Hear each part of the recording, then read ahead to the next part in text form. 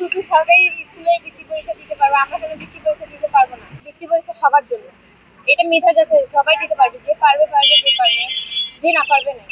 বৈষম্যের জন্য আন্দোলন করা হয়েছিল, কিন্তু এখন 2025 সালে এসে বৈষম্য কমে কেন শুধু সরকারি স্কুলে ছাত্রছাত্রীরাই বৃত্তি দেবে, বেসরকারি স্কুলে কেন বৃত্তি দিবে না?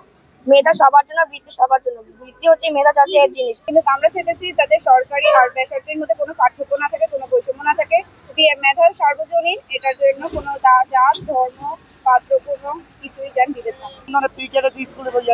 স্কুলে পরীক্ষা দিতে পারবো না, এই আদায়ের জন্য আমরা রাস্তা দাঁড়িয়েছি, যাতে আমাদের পরীক্ষা আদায় পরিপূর্ণ সরকার যাতে আমাদের করে পাশে দাঁড়ায়, এই জন্য আমরা পাশে দাঁড়াই। আগেকার যে সরকার ছিল ওই ফ্যাসিস্ট সরকারের কিছু লোক এখনো লুকিয়ে আছে, ওনারা এই সরকারকে বিপদে ফেলার জন্য একবার খুবই সুচতুরভাবে এই সিদ্ধান্তটি নিয়েছে।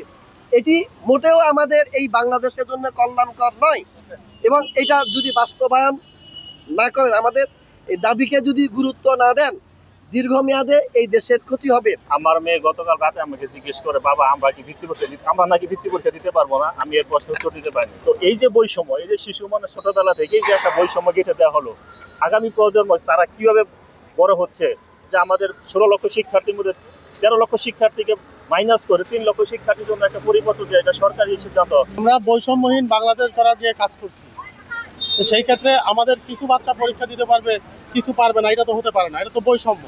তো আমরা এই বৈষম্যের জন্য প্রতিবাদ করছি, আমরা আমাদের শিশুদের অধিকার নিয়ে কাজ করছি। আমাদের শিশুরা যেন বৃত্তি পরীক্ষা দিতে পারে, সব ধরনের পরীক্ষায় অংশ নিতে পারে, সেই দাবি আমাদের।